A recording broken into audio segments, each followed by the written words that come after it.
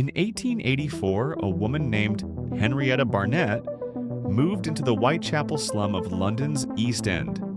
She had come to try to understand poverty, to document it, to do something about it. What she saw in Whitechapel, the overcrowded courts, the cholera, the families of 8 in a single room, stayed with her for the rest of her life.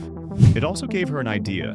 She would build a community in North London, a planned neighborhood where rich and poor would live side by side, where affordable cottages would sit next to substantial houses, where the greenery and space that the wealthy took for granted would be available to everyone. A place that would prove, by existing, that good housing and good planning could improve ordinary lives.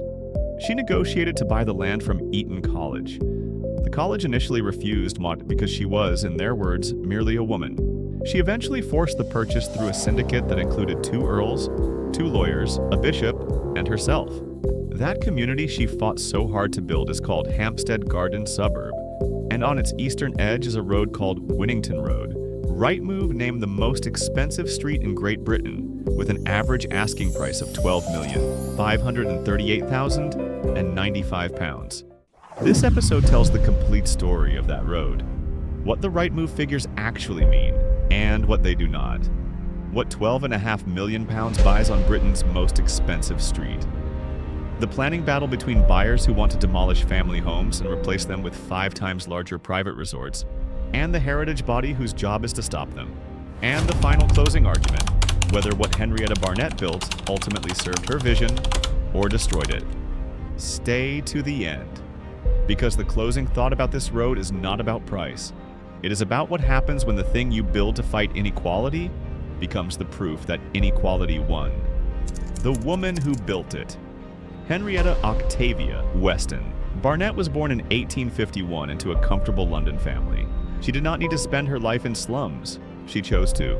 In 1873, she married Samuel Barnett, a clergyman whose parish was St. Jude's in Whitechapel, one of the most degraded addresses in Victorian England. The couple moved into the parish. They lived alongside their parishioners. In 1884, they founded Toynbee Hall, a remarkable institution in which Oxford and Cambridge graduates came to live in the East End, sharing their education with the local community. The model was simple. The rich and the educated would live physically among the poor.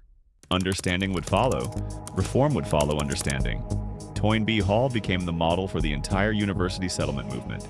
It still operates in Whitechapel today, but Henrietta's larger ambition was to prove that poverty was not a personal failing. It was a planning failure. Give people space, greenery, well-designed homes, and decent neighbors, and ordinary life would improve.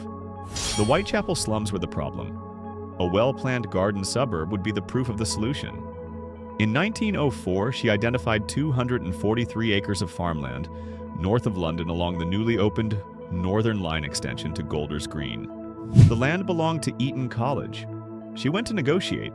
Eton College refused to sell to her. Their stated reason? She was merely a woman. Henrietta Barnett formed a syndicate. 2 earls, 2 lawyers, 2 free churchmen, a bishop, and herself. The college relented. Hampstead Garden Suburb was founded in 1907. Raymond Unwin planned the layout.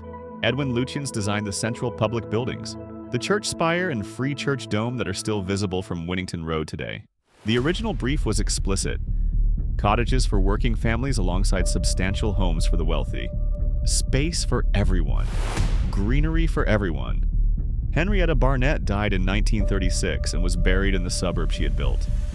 What £12.5 million means.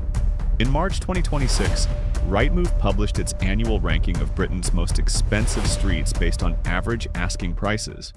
Winnington Road in the London borough of Barnet came first. Average asking price, £12,538,095. The Bishop's Avenue, Hampstead's internationally known Billionaires Row, came third at approximately $8.93 million. But here is the important context the ranking requires. This was not an average of all completed sales on Winnington Road. It was the average asking price of homes listed for sale during January on streets with at least 5 available properties. Asking prices are what sellers believe the market will pay. They are not the same as what the market actually pays. On a road this small, where only a handful of properties are available at any given time, 2 or 3 exceptional listings can shift the average dramatically. One £13 million mansion listed alongside 2 £9 million houses produces a different average than 3 £11 million houses. Winnington Road is genuinely extraordinary. Its ranking is real, but it reflects the ambitions of exceptional sellers in an exceptional location, not a fixed permanent price hierarchy. What the money actually buys: 2 specific properties, 2 completely different expressions of the same £12 million. Property 1, the private resort, guide price £12.9 million, 10,000 square feet, 8-bedroom suites. One mansion recently marketed on Winnington Road carried a guide price of almost £13 million, 10,000 square feet, 8-bedroom suites, 5 reception rooms, landscaped gardens. But the accommodation was the least remarkable aspect of the property. The private leisure complex beneath and beside the house included a large indoor swimming pool, a gymnasium, a steam room, a fully equipped cinema, a triple-height entrance hall with separate dressing rooms, a staff kitchen, and dedicated staff accommodation. A home heating, cooling, entertainment, and security system operating through integrated smart technology throughout. At this scale, the house ceases to function as a home in any conventional sense. It functions as a private resort. Its owners can exercise, work, host significant entertaining events. London becomes optional, available when desired, excluded when not. Property 2, the demolition plot. Guide price, £5.45 million, to be demolished. The second property is harder to explain to anyone who has not spent time in this market. A property on Winnington Road, occupying approximately 0.45 acres, containing a family home of 2,682 square feet, built in the 1960s and occupied by the same family since its construction, was placed on the market at £5,450,000. Not because a buyer wanted the house, because planning consent had already been granted to demolish it. The new building, to replace the family home, would be an 8-bedroom mansion of 12,820 square feet, with a swimming pool, spa, gymnasium, cinema, and extensive entertaining spaces. The total project cost, including construction, approximately £12.3 million. On Winnington Road, a family home that has been lived in for 60 years can be worth £5.5 million, not because anyone intends to live in it, but because the land beneath it can support something 5 times larger. The house is an obstacle. The plot is the prize. And 60 years of family memory is priced into the transaction as a demolition fee. The battle over the street, money versus heritage, and why the trust has the final word. Winnington Road sits within Hampstead Garden Suburb. And Hampstead Garden Suburb is not a normal London neighborhood. It is governed by the Hampstead Garden Suburb Trust, a body established under a scheme of management that gives it powers over the external appearance of properties that go beyond standard planning controls. On most London streets, a buyer who obtains planning permission from the local council can proceed with their development.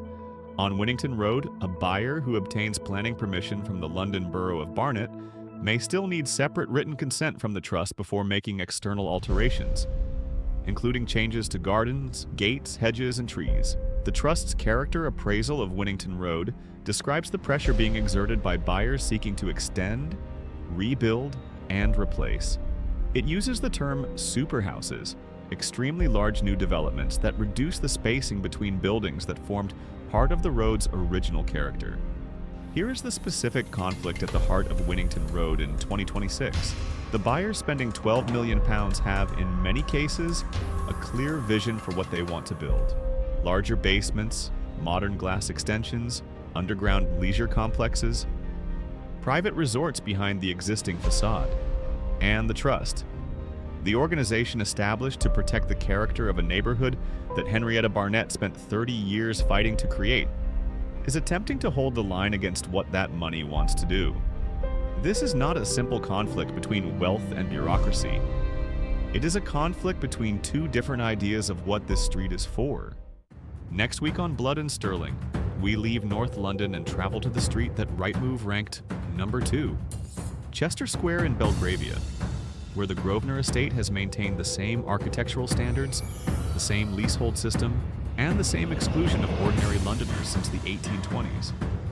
2 streets. 2 different ways of achieving the same result. Subscribe.